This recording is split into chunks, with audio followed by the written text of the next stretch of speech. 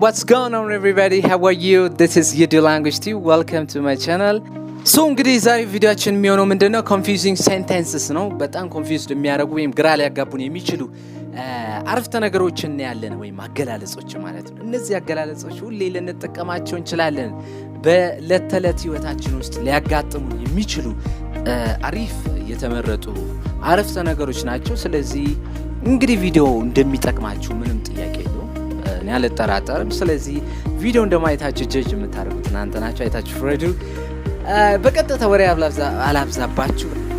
Before we proceed, hit the subscribe button and make sure that you click the bell and notified all to get related educational trending videos.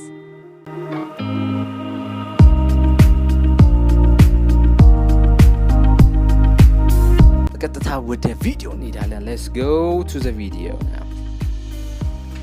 የመጀመሪያ ኮንፊውዚንግ ወርዳችን ለምሳሌ I'm working on my homework ይላሉ ሰዎች።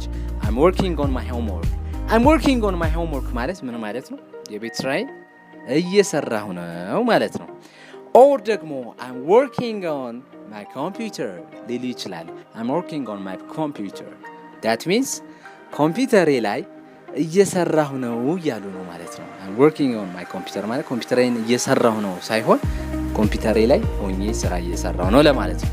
I'm working on a big project. I'm working on a big project. አንድ ትልቅ ፕሮጀክት እየሰራሁ ነው ስንል I'm working on a big project እንላለን። I'm working on educating myself. I'm working on educating myself ስንል ራሴን ለማስተማር እየሰራሁ ነው ወይም ራሴን ማስተማር ላይ እየሰራሁ ነው የሚል አገላለጽ ማለት ነው እንጂ ኤዱኬሽን ውስጥ አይደለም የምሰራው የሚል ትርጉም አይደለም ያለው። I'm trying to understand. I'm trying to understand. ለመረዳት እየሞከርኩ ነው ስንል ነው I'm trying ብለን የምናወራው። or እዚህ ጋር ደግሞ I'm trying to get job. ስራ ለማግኘት እየሞከርኩ እየጣርኩ ነው የሚል ትርጉም ነው ያለው ማለት ነው። Number 7 is I'm trying to eat healthy. I'm trying to eat healthy ሲል ምን ለማለት ነው ማለት ነው? ጤናማ ለመብላት እየሞከርኩ ነው ልንተረጎም እንችላለን። That means ጤናማ የሆኑ ምግቦችን ለመብላት እየሞከርኩ ነው። I'm trying to explain myself. ራሴን ለማስረዳት ወይም ለመግለጽ እየሞከርኩ ነው ወይም ለሞከር አይነት ነገር ነው። ብዙ ጊዜ አንድ አይነት ወጥ የሆነ ትርጉም ብቻ አይኖረውም። And also I'm trying to educate myself. ቅድም እንዳልኳችሁ sorry to repeat this video. I'm trying to educate myself. ራሴን ለማስተማር እየሞከርኩ ነው ስንል ማለት ነው። ይሄንን የምናወራው። And number 10 is I'm trying to expand my business. I'm trying to expand my business. ቢዝነሴን ወይም ንግዴን ለማስፋፋት እየሞከርኩ ነው ስንል እችን ቃል እንጠቀማለን ማለት ነው። And also I'm getting tired is ምን ማለት ነው? እየደከመኝ ነው። I'm getting tired እየደከመኝ ነው። getting tired እያረጀሁ ነው ለመግለጽ ሊሆን ይችላል ይሄንን ቃል። I'm getting a cold ጉንፋን እያዘኝ ነው ወይም ጉንፋን ሊይዘኝ ነው መሰለኝ ወይም እየበረደኝ ነው የሚል ትርጉም ሊኖረው ይችላል ማለት ነው። Sometimes it's depending on the words that you use and the situation is matter a lot. And I'm getting a job ስንል I'm getting a job ስራ እያገኘሁ ነው ወይም ስራ እየጀመርኩ ነው። I'm getting a job getting a job ስራ እያገኘሁ ነው እንደማለት ነው። I'm getting better የተሻለኝ ነው ደህና እየሆንኩ ነው ስንል I'm getting better የሚለውን ኤክስፕሬሽን እንጠቀማለን። I'm getting ready for bed ስንል ደግሞ ለመኝታ ወይም ለተኛ እየተዘጋጀሁ ነው ወይም I'm getting ready ወይም ለመተኛ ዝግጁ ነኝ ስንል ነው ማለት ነው። I'm getting married ስንል ሰዎች ብዙ ጊዜ ችን ቃል ይጠቀማሉ። I'm getting married ሲሉ that means አገባው ወይም getting married አግብቻለሁ ነው። I'm going to get married ስንል ደግሞ ላገባ ነው ይሆናል ማለት ነው። I'm calling to thank you የደወልኩት ወይም የጠራሁት ላመሰግንህ ነው ላመሰግንሽ ነው ስንል ነው ማለት ነው እንጠቀመው። I'm calling to accept your invitation. I'm calling you to accept your invitation እንላለን። የግብዣህን ለመቀበል ነው የደወልኩት ወይም የጠራው ኮል መደወልም መጥራትም ሊሆን ስለሚችል በሁለቱም አዝማሚያ መጠቀም ትችላላችሁ ማለት ነው። And also I'm calling to complain about something. I'm calling to complain about something. ስለ አንድ ነገር ቅሬታ ለማቅረብ ነው የደወልኩት ወይም የመጣሁት ስንል ነው ማለት ነው። ይሄንን ልናወራ እንችላለን። I'm calling to tell you about my or your birthday. I'm calling to you about my birthday or your birthday. የደወልኩት ወይም የመጣሁት ስለ ልደቴ ላይ ልጠራህ ነው ወይም ልደትህ ላይ እንድጠራኝ ነው አይነት አገላለጽ ነው ማለት ነው። I'm looking forward to going home. I'm looking forward to going home ስንል ወደ ቤት ለመሄድ በጉጉት እየተጠባበቅኩ ነው ወይም ጠባበቃለሁ ስንል ነው። I'm looking forward to going on vacation. I'm looking forward to going on vacation ስንል ለእረፍት ለመሄድ ጓጉቻለሁ። I'm looking for ወይም ለእረፍት ለመሄድ ጓጉቼ እየጠበቅኩ እገኛለሁ የሚለውን አገላለጽ ለመግለጽ ነው ማለት ነው የምትጠቀሙት። Or number 22 I'm looking forward to meeting you. I'm looking forward to meet you. አንተን ለማግኘት በጉጉት እጠብቃለሁ ወይም እየጠበቅኩ ነው። I'm looking forward to talking with you. I'm looking forward to talking with you. ከእርሶ ጋር ወይም ካንተ ጋር ለመነጋገር በጉጉት እጠብቃለሁ፣ እየጠበቅኩ ነው፣ እየተጠባበቅኩ ነው የሚለውን ስንገልጽ እንጠቀማለን ማለት ነው። Number 24 I'm going to go to work. I'm going to go to work ስንል ወደ ስራ ልሄድ ነው። I'm going to go to work ልሄድ ነው የሄድኩ ነው ሳይሆን I'm going to go to work ልሄድ ነው ገና እያወራ ያለው ፊቸር ነው ማለት ነው። I'm going to sleep now አሁን ልተኛ ነው ስንል ነው እንጂ ተኝቻለሁ ማለቱም አይደለም። I'm going to sleep now እንላለን። Number 26 I'm going to have some coffee. I'm going to have some coffee. I'm going to have some coffee. I'm going to ተብሎ ሲደረግ የአጭር ጊዜ ቅድን ነው የሚገልጸው ማለት ነው ባጭሩ። ስለዚህ ቡና ልጠጣ ልሄድ ነው ወይም ልወጣ ነው ሊሆን ይችላል አገላለጹ። I'm going to ask her out for dinner. I'm going to ask her out for dinner.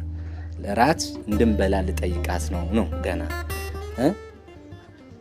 ልጠይቃት ነው እንጂ ጠይቂያታለሁ ማለት አይደለም ወይም እየጠየቅኳት ነው ማለት አይደለም።